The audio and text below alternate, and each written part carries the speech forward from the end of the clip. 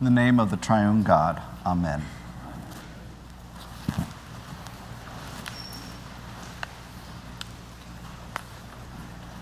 Today's message begins with compassion and ends with a commission.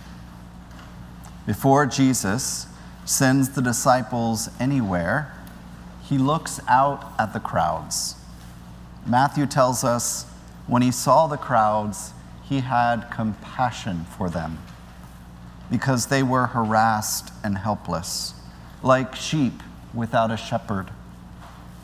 This is gut-level compassion, felt in the body before it is understood in the mind.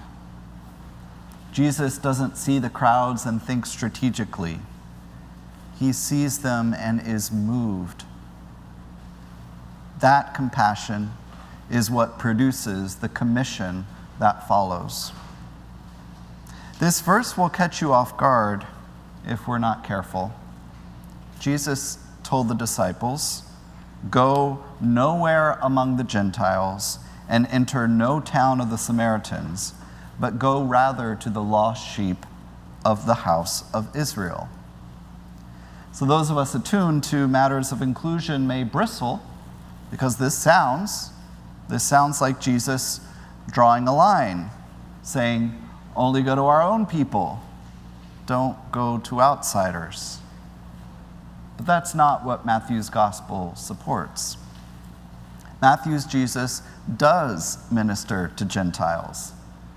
The Canaanite woman, the centurion's servant. His final words in the gospel, which we call the Great Commission, are addressed to take the gospel to all nations. What Matthew is depicting is this kind of ripple effect. The good news moves outward from its center. It begins with the house of Israel and then spreads after the resurrection to encompass the whole world. This command is not about exclusion. It's focusing where the work begins.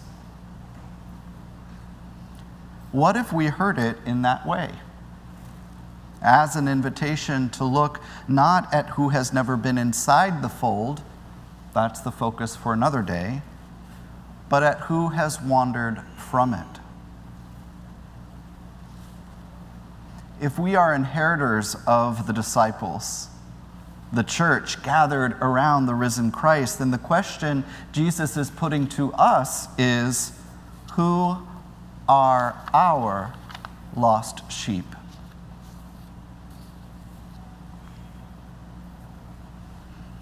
I can name some.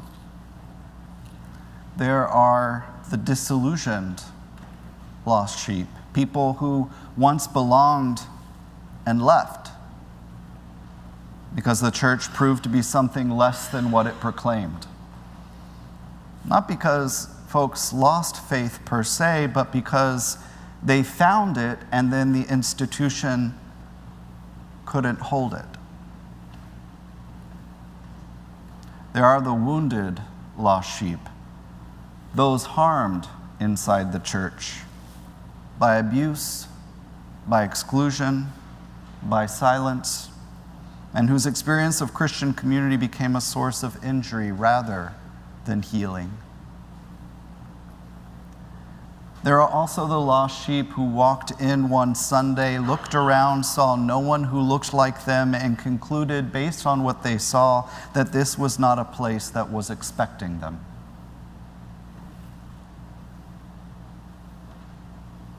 There are the lost sheep who never heard the church acknowledge their full humanity. Trans people, queer people, people whose lives who don't fit the categories that the institution has historically preferred.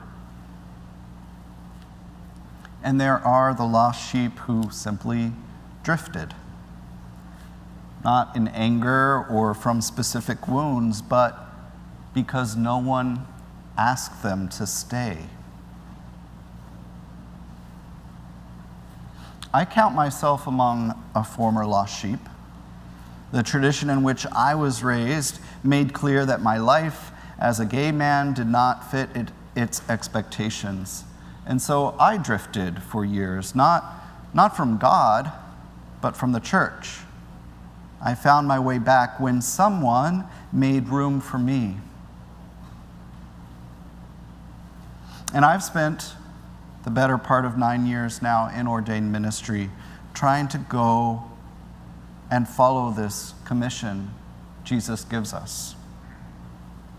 Not only to welcome people when they wander in, but to go and invite, to look for the harassed and helpless, to let compassion produce action the way it did for Jesus in the gut.